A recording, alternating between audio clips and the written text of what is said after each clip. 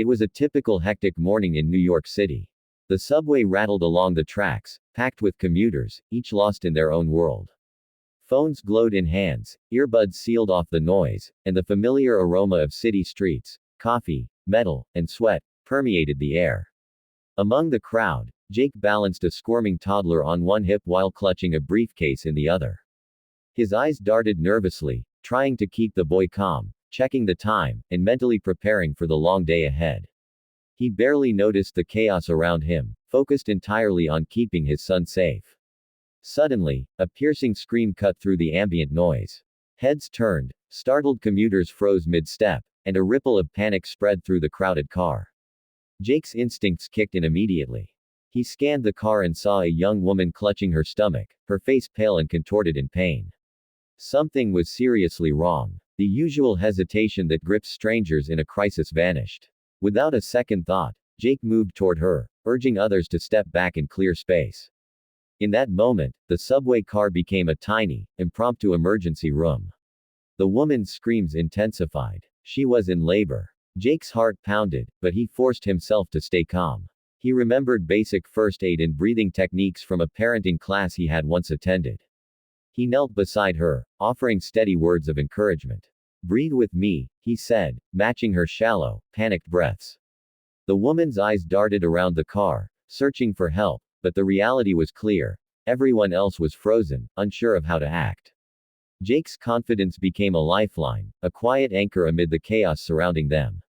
Minutes stretched like hours. The subway lurched along the tracks, the metal wheels screeching on rails, each jolt threatening the delicate moment unfolding.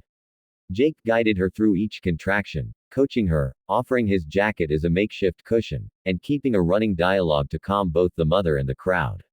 Commuters began whispering words of encouragement, some fanning the woman, others handing over water. Despite the fear, the energy in the car shifted. A collective effort, led by one determined single dad, created an atmosphere of support where panic once reigned. Then, almost imperceptibly, the moment came. The baby began to emerge, and Jake stayed by the mother's side, steadying her and himself against the shaking subway floor. Time seemed suspended. Passengers held their breath, some tears forming as they realized the magnitude of what was happening. And then, with a final push and a collective gasp, the cries of a newborn filled the car. Relief, wonder, and awe swept over everyone simultaneously. Jake, trembling with adrenaline, gently lifted the tiny infant into his hands, feeling the miraculous weight of new life. Paramedics arrived minutes later, navigating through the now hushed subway car. They took over swiftly, but Jake lingered for a moment, staring at the tiny face of the newborn.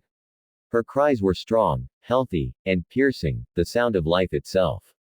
The mother, exhausted and overwhelmed, looked at Jake with tearful gratitude. Strangers in the car offered congratulations, smiles, and pats on the back.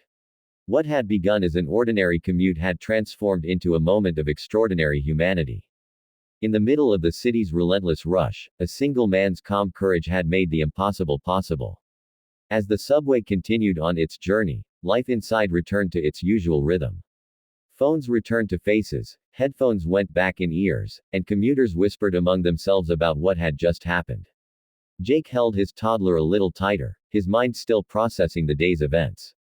He had not sought recognition. Nor did he need it. But as he watched paramedics carry the mother and child away, he realized something profound. In moments of crisis, ordinary people could become heroes. And in that chaotic New York morning, Jake had done just that, changing 2 lives forever. 4 days after the subway incident, Jake drove hundreds of miles away from the city, seeking silence and a chance to process everything that had happened. The highway stretched before him like an endless ribbon, surrounded by the stark, sun-baked desert of New Mexico.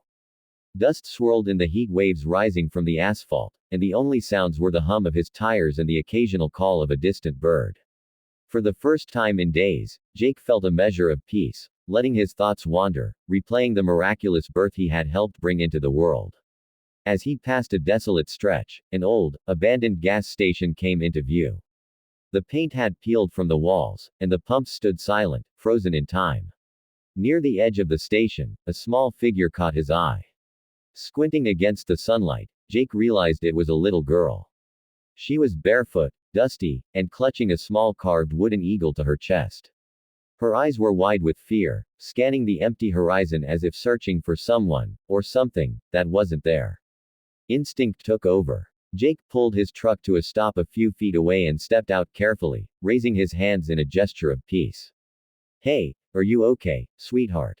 he asked, voice soft and reassuring.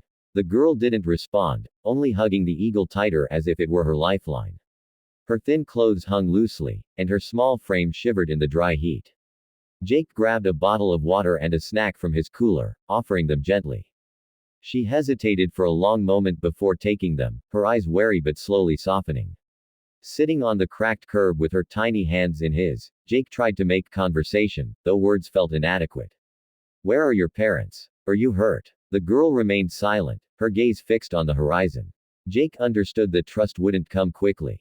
Yet in the silence, a fragile connection began to form, built on gestures, food, and shared quiet moments. He realized that sometimes care isn't spoken, it's shown. For a long time, they simply sat under the unrelenting sun, sharing water, shade, and a sense of human presence neither had expected. Night fell, and Jake insisted she come with him to a nearby motel for safety. The little girl reluctantly agreed, clutching the eagle as if it were her only anchor in the unknown world. They drove in silence, the desert bathed in moonlight, shadows stretching across the sand. Jake reflected on the subway incident, on how ordinary moments could suddenly demand extraordinary courage. Here he was again, called to act, and again he had no preparation, only instinct. Yet he felt an undeniable certainty that this was exactly where he needed to be. By the next morning, 3 Apache women arrived at the motel, their faces a mix of urgency, caution, and relief. They had been searching tirelessly for the girl, fearing the worst. As they recognized her, tears welled in their eyes, and the tension in their shoulders eased. They looked at Jake with gratitude and curiosity, unsure how to express the depth of their thanks. The girl clung briefly to their skirts but then turned to Jake, a silent acknowledgement that he had been her protector, her unexpected savior, in those terrifying hours. Jake watched them leave, the girl safe in their care, and felt a mixture of relief and quiet wonder. His life, which he had thought ordinary, had been punctuated by moments of profound responsibility. From the subway to the desert, heroism had found him in the most unexpected places. He realized that courage and compassion weren't always planned, and that the simplest acts of kindness could ripple through lives in ways he might never fully understand. Sitting back in his truck, he exhaled, knowing that sometimes, doing the right thing simply means showing up.